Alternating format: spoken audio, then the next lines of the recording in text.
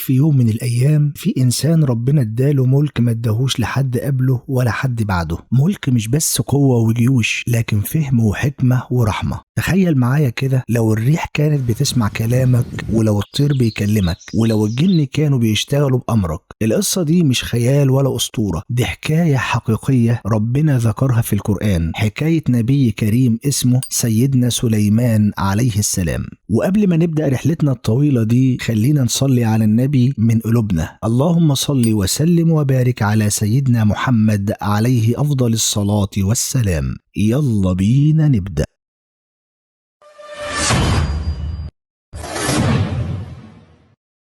سيدنا سليمان اتولد في بيت مش أي بيت، بيت نبوة وعدل وحكمة. أبوه سيدنا داود عليه السلام، النبي الملك اللي ربنا اداله الزبور وصوت جميل كانت الجبال والطير تسبح معاه. سيدنا سليمان من وهو طفل عينيه مفتوحة على مشاهد عظيمة، قاضي عادل بيحكم بين الناس، ونبي بيقوم الليل، وملك شايل هم الرعية قبل ما يشيل هم نفسه. اتربى سيدنا سليمان على التواضع وعلى إن الحكم مش تشريف لكنه تكليف. ما كانش طفل مدلل، كان طفل بيتعلم يسمع أكتر ما يتكلم ويراقب كل تفصيلة. ومع صغر سنه بدأت الحكمة تبان عليه، كلامه موزون وسكوته في محله، ونظرته للأمور مختلفة عن اللي في سنه. وفي يوم من الأيام حصلت حادثة بسيطة في شكلها، لكنها كانت نقطة فارقة في حياة سيدنا سليمان ودرس عظيم لينا كلنا. كان في راجل عنده أرض زرع تعب فيها شهور طويلة، سهر وسقى وزرع ومستني يوم الحصاد. وفي ليلة من الليالي غنم راجل تاني دخلت الأرض من غير ما صاحبها يحس، وأكلت الزرع كله وخربته. الصبح صاحب الأرض صحي على صدمة، شقى عمره راح اشتكى، والموضوع وصل لسيدنا داود عليه السلام علشان يحكم بين الاتنين. سيدنا داود سمع للطرفين وفكر، وبحكمته قضى إن صاحب الغنم يدي الغنم كلها لصاحب الأرض تعويض عن اللي حصل. الحكم كان عادل في ظاهره، لكن سيدنا سليمان وهو لسه شاب صغير كان واقف بيسمع، حس إن في حل أدق، حل يحقق عدل كامل من غير ما يظلم طرف. استأذن أبوه في الكلام، وده في حد ذاته درس في الأدب. قال إن الغنم تتسلم لصاحب الأرض مؤقتا، يستفيد منها من لبنها وصوفها لحد ما الأرض ترجع تنتج زي الأول، وفي نفس الوقت صاحب الغنم يشتغل في الأرض ويصلح اللي بوظه. ولما الأرض ترجع زي ما كانت، كل واحد يرجع لحاجته. الحكم ده أذهل الكل، عدل ورحمة وحكمة في نفس الوقت. لا الأرض ضاعت ولا صاحب الغنم اتدمر. سيدنا داود فرح بحكمة ابنه، وربنا ذكر القصة دي في القرآن علشان يعلمنا إن الفهم نعمة عظيمة، وإن الحكمة مش مرتبطة بالسن. وبعدها بوقت حصل موقف تاني أظهر فطنة سيدنا سليمان أكتر وأكتر.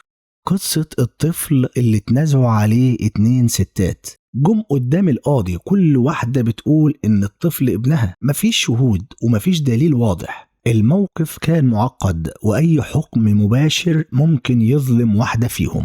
سيدنا سليمان سمع للاتنين بهدوء، بص في عينيهم وشاف الخوف والقلق، وبحكمة نادرة طلب سكينة وقال: نقسم الطفل نصين وكل واحدة تاخد نص. واحدة سكتت ملامحها جامدة، لكن التانية صرخت من قلبها وقالت: لا سيبوه ليها، المهم الطفل يعيش. في اللحظة دي سيدنا سليمان عرف الحقيقة، الأم الحقيقية مستعدة تضحي بابنها علشان يعيش حتى لو كان بعيد عنها. كبر سيدنا سليمان وكبرت معاه المسؤولية، وبعد وفاة سيدنا داود ورث الملك والنبوة، وربنا فتح عليه بقدرات عظيمة، علمه منطق الطير، وسخر له الجن، وسخر له الريح تمشي بأمره. ومع كل نعمة جديدة كان يقول من قلبه: هذا من فضل ربي. وفي مرة من المرات وهو ماشي بجيشه العظيم، جيش ماشي بنظام مهيب، إنس وجن وطير، مروا على واد صغير. فجأة سليمان سمع صوت غريب، صوت ضعيف لكنه واضح، كانت نملة بتنادي على باقي النمل وبتقول: ادخلوا مساكنكم لا يحطمنكم سليمان وجنوده وهم لا يشعرون. سيدنا سليمان وقف وابتسم ابتسامة فيها رحمة مش سخرية، حس بعظمة نعمة ربنا عليه انه يسمع صوت نملة ويفهم خوفها وحرصها على قومها. ضحك ضحكة شكر وقال: ربي أوزعني أن أشكر نعمتك التي أنعمت علي وعلى والدي وأن أعمل صالحا ترضاه. القصة دي بتعلمنا إن العظمة الحقيقية مش في القوة لكن في الرحمة، وإن القائد الحق هو اللي يحمي الضعيف قبل ما يستعرض قوته. ومن أعجب وأطول القصص في حياة سيدنا سليمان قصة الهدهد وملكة سبأ. القصة دي مش مجرد خبر طير نقله لنبي، دي رحلة دعوة كاملة فيها فطنة وصبر وحكمة وفهم لطبيعة البشر. في يوم من الأيام سيدنا سليمان كان بيتفقد جيشه كعادته، جيش منظم كل واحد واقف في مكانه، إنس وجن وطير. وفجأة لاحظ غياب طير من الطيور اللي هو الهدهد. الهدهد طير شكله بسيط، حجمه صغير، لكن سيدنا سليمان ما استهانش بغيابه، سأل عنه وقال إنه لو ما كانش عنده عذر واضح هيعاقبه عقاب شديد.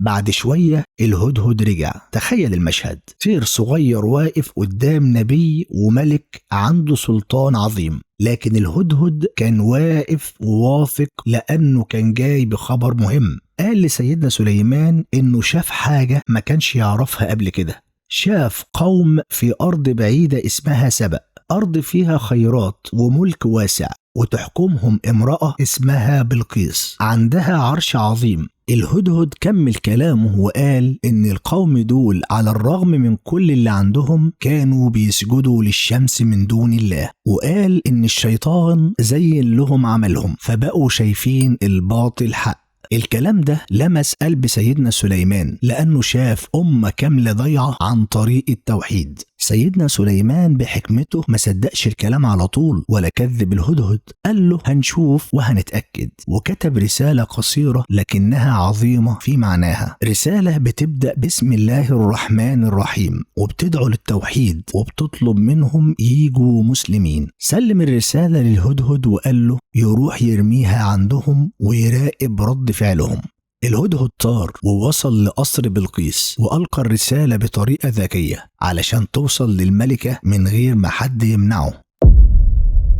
بلقيس لما شافت الرسالة اتفاجئت، رسالة باسم الله من ملك اسمه سليمان وطلب واضح من غير تهديد. جمعت مجلسها واستشارتهم وقالت إن الملوك لما يدخلوا قرية أفسدوها، فقررت تمشي بحكمة وبعتت هدية كبيرة لسيدنا سليمان تشوف هل هو ملك دنيا ولا نبي.